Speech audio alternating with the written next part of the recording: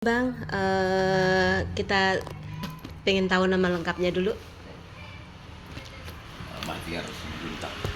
Iya. Ini abang tertarik untuk masuk di partai PSI apa ini? Nah, pertama gini ya, memang saya itu udah lama di partai politik, ya, dan selama ini saya lihat tahun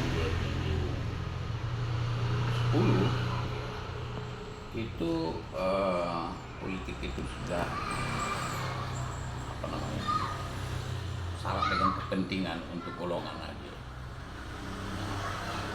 Bagaimana sesungguhnya pemilu itu dan apa hak-hak masyarakat itu tidak pernah tersampaikan, dan akhirnya tanda kutip ya, karena kan masyarakat ini, rakyat ini sudah mindsetnya itu dirubah sehingga pelaksanaan pemilu itu hanya semacam kepentingan partai saja. Sesungguhnya dalam di legislatif itu kan, menurut pemahaman saya bahwa legislatif itu adalah wakil rakyat, yaitu mereka mendapat kekuasaan yang dihantar oleh masyarakat, oleh rakyat untuk kepentingan rakyat itu sendiri. Tapi apa hak-hak masyarakat sebagai warga memilih itu nggak pernah disampaikan secara intens kepada masyarakat, sehingga mereka itu terpola hanya fanatisme partai. Nah, adanya pemilu profesional, profesional itu jelas itu adalah masyarakat untuk menghantar wakil mereka di legislatif untuk kepentingan masyarakat itu sendiri. Nah, tapi apa yang terjadi, ya kan? Ya. Nah, oleh karena itu saya lihat di PSI ya, di PSI itu saya lihat kesamaan visi, di mana PSI itu betul-betul mereka bekerja untuk rakyat. Ya. Itu saya lihat di Jakarta, ya, begitu mereka kritisnya terhadap pelaksanaan pemerintah. Tugas penting daripada legislatif itu betul adalah legislasi, budgeting, dan controlling. Nah, tapi mereka mengontrol pemerintah itu kan nggak jelas. Ya. Nah, hanya PSI saya lihat nih, yang betul-betul mereka melakukan tupoksinya, yaitu controlling itu, dan juga kepentingan warga itu. Contoh ya, sampai sekarang masyarakat pun nggak tahu apa itu dana aspirasi, reses, dan itu tidak pernah masyarakat diberitahu, disosialisasikan, dan memang akhirnya mereka nggak tahu akan hal itu. Nah, inilah, tapi di PSI itu sungguh-sungguh dilaksanakan. Itulah ketertarikan saya masuk ke mencalonkan diri. Sesungguhnya saya sudah mau pensiun dari politik ini, tapi karena saya lihat ada kesamaan visi. Nah, saatnya untuk menyampaikan kepada masyarakat. Saatnya Dewan itu memberikan hak-hak masyarakat. Saatnya mereka menjadi wakil rakyat dan bekerja untuk rakyat. Itu yang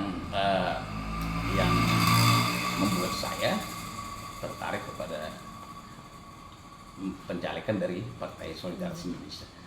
Dan boleh saya sampaikan juga bahwa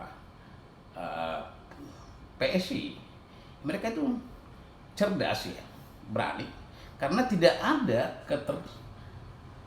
keterlibatan terhadap boleh katakan sejak reformasi atau sebelum Orde Baru. Mereka itu masih jernih berpikir, dan mereka akhirnya berani untuk menyampaikan kebenaran dengan baik dan benar. Nah, itu mungkin yang bisa saya jawab tentang itu. Kalau boleh tahu Bang, abang ini dapilnya mana? Dapil saya itu saya pilih Kota Depok dan Kota Bekasi. Dapil 6 ya. Dapil 8. 8 ya? Saya di provinsi, untuk provinsi. Oh, provinsi. Oh iya. Bukan DPR RI. Oh, siap. Provinsi. Siap. Apa yang sudah dikerjakan Bang untuk ke bawah? Nah, ini salah satu fenomena saya lihat ya. Fenomena politik kita itu terus berlanjut. Nah, masyarakat ini seakan-akan digiring mereka untuk RI 1 memikir kebutuhan presiden. Ya. Akhirnya mereka lupa mereka akan yang paling utama adalah wakilnya, ya kan, wakil mereka itu. Nah, di mana sesungguhnya wakil inilah yang pertama mereka pikirkan, sehingga mendapatkan wakil itu yang punya integritas, ya kan, yang jujur, yang berani dan memahami akan tugas-tugas fungsinya dan hak-hak masyarakat itu. Nah, oleh karena itu saya melangkah ya sejak masih bacalon sesungguhnya ya, bacalek itu ya, saya coba ke masyarakat berkomunikasi, menyampaikan apa sih arti pemilihan umum itu, apa keuntungan masyarakat itu, apa hak mereka. Nah, ini yang saya sampaikan, sosialisasi tanpa mengatakan bahwa saya itu adalah seorang caleg. Tapi saya merasa terpanggil untuk menyampaikan itu karena saya caleg, supaya mereka memahami betul akan hak-hak mereka. Jadi bukan hanya kewajiban aja untuk memilih, ya. Karena sekarang ini bukan memilih partai, ya kan. Proporsional terbuka itu adalah memilih orang menjadi wakilnya, ya kan. Tetapi karena sudah saya lihat ini masyarakat ini sudah terpola, ya, terkotomi pola pikir mereka, hanya fanatisme partai, dan itu yang dibangun selama ini. Ya kan? Saya ketemu dengan mereka, dengan masyarakat ini, saya coba dari apakah itu dari organisasi, perorangan, ya, kalangan intelektual, rata-rata mereka mengabaikan akan hak-haknya itu. Terkonsentrasi mereka kepada pemilihan presiden, ya kan, yang sesungguhnya legislatif inilah sebagai kontrol kepada presiden. Ya, nah ini yang saya sampaikan ke masyarakat agar mereka sadar betul memilih wakil mereka, ya kan, karena inilah ujung tombak untuk memperjuangkan hak-hak mereka dan menyampaikan hak mereka di dalam bermasalah. Sesungguhnya kan dewan itu harus turun. Pemerintah sudah jelas membuat anggaran untuk tingkat kota, tingkat provinsi, tingkat dan DPR RI, yaitu dana reses, ada dana aspirasi. Tujuannya adalah untuk supaya bersama-sama dengan rakyat, dekat dengan rakyat, bekerja untuk rakyat. Nah, itu yang saya lakukan selama ini, menyampaikan itu kepada masyarakat. Ya.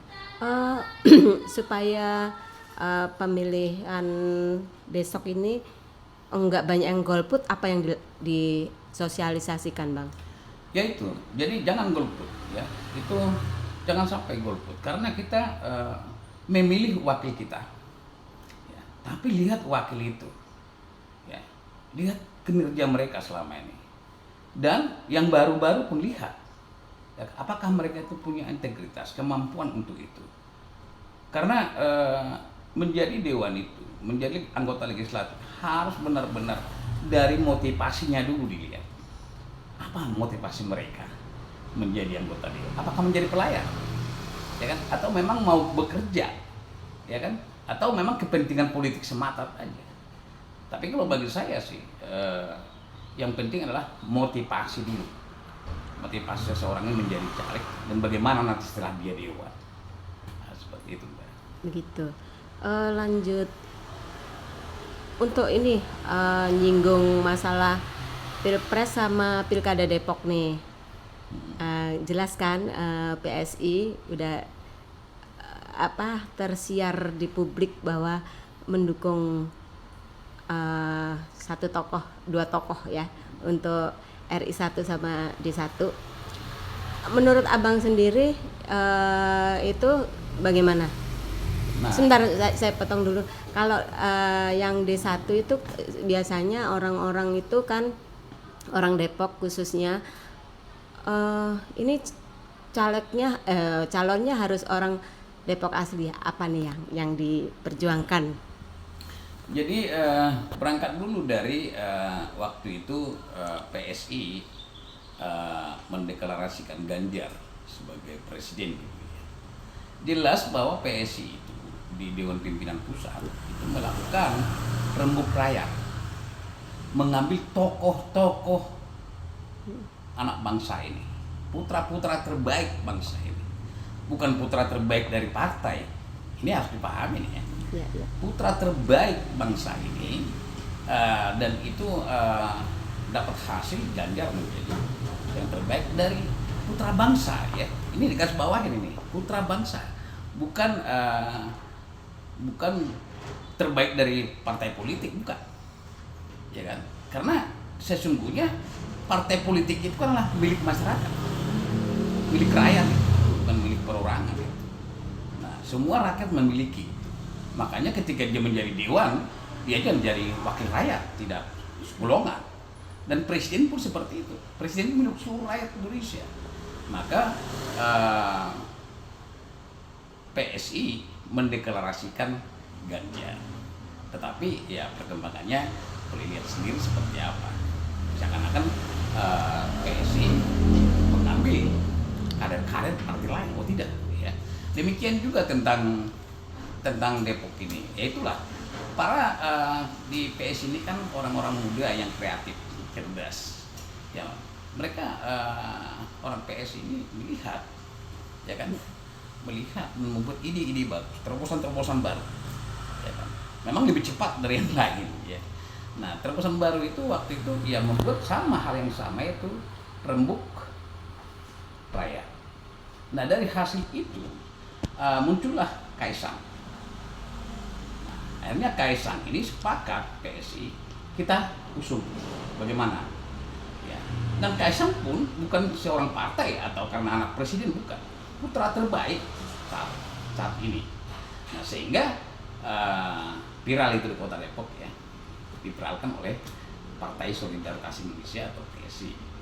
Nah, setelah dia viral, banyak juga partai lain yang tidak setuju, membuat statement yang aneh-aneh menurut saya sih ya. Seakan-akan mencoba mengaburkan pemahaman masyarakat. Sekarang kan masyarakat udah cerdas ya.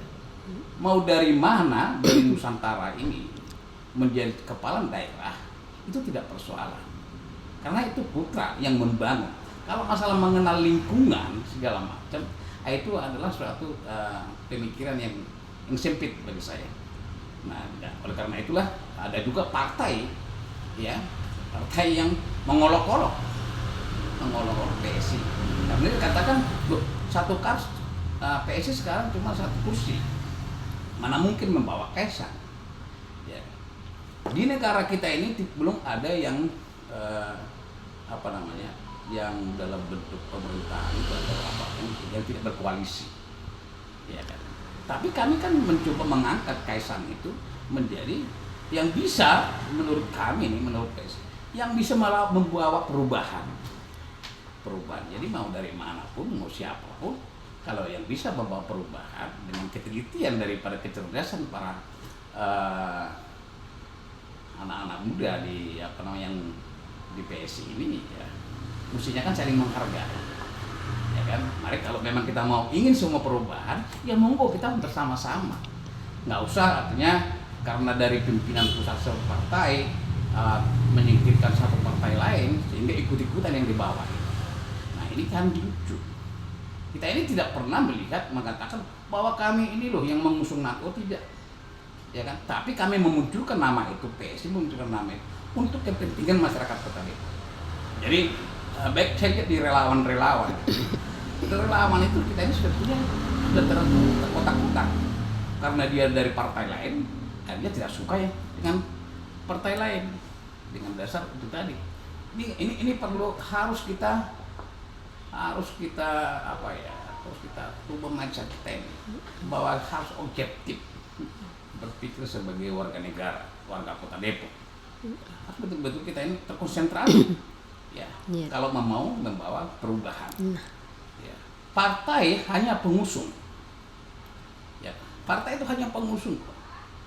Nah, tapi yang memiliki, ya kalau terpilih umpamanya Jadi nanti Kaisang jadi wali kota di sini. Kan milik semua, Ya, bukan milik partai. betul. Makanya semua dalam prinsip di PSI itu semua bekerja untuk rakyat, bukan bekerja untuk kelompok atau golongan atau partai, tidak.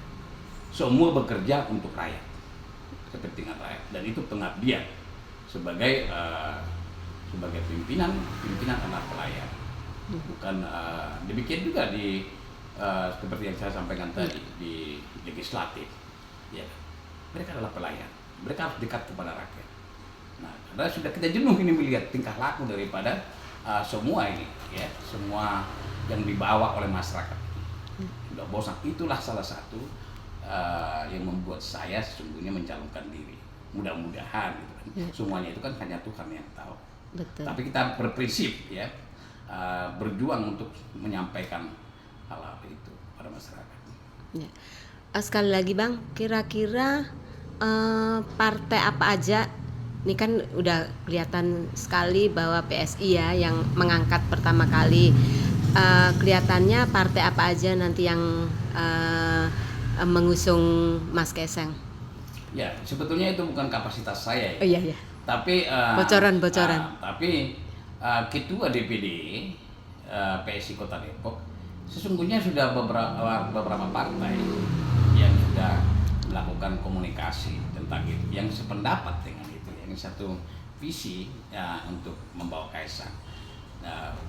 Seperti itu yang terjadi.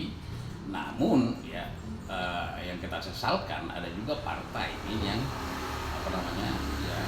partai ini sebetulnya nasionalis juga, yang mengatakan dirinya nasionalis, tapi ya dalam tindakan itu menurut saya nasionalis.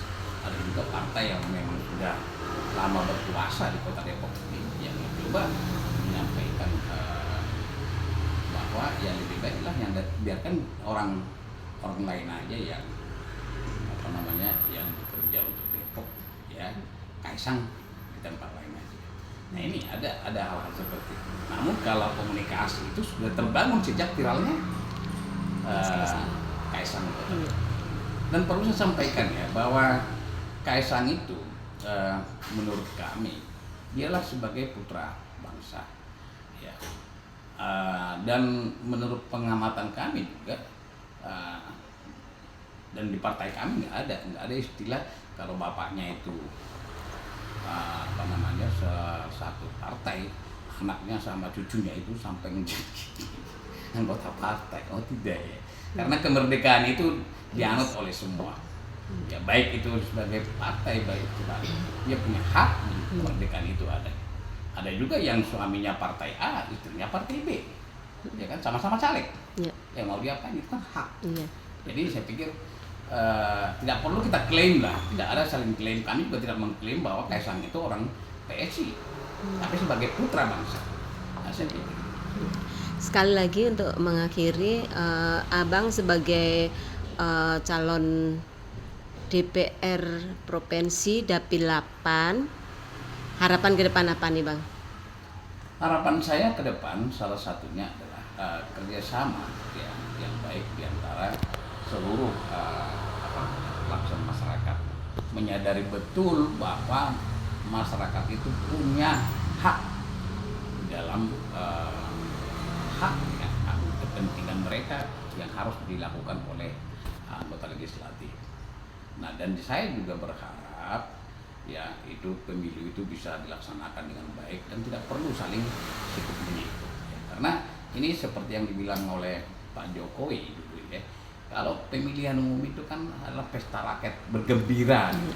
Nah, semua dijalankan itu dengan baik dan benar, dan jangan sampai ada lagi yang melakukan money politik, karena money politik ini adalah suatu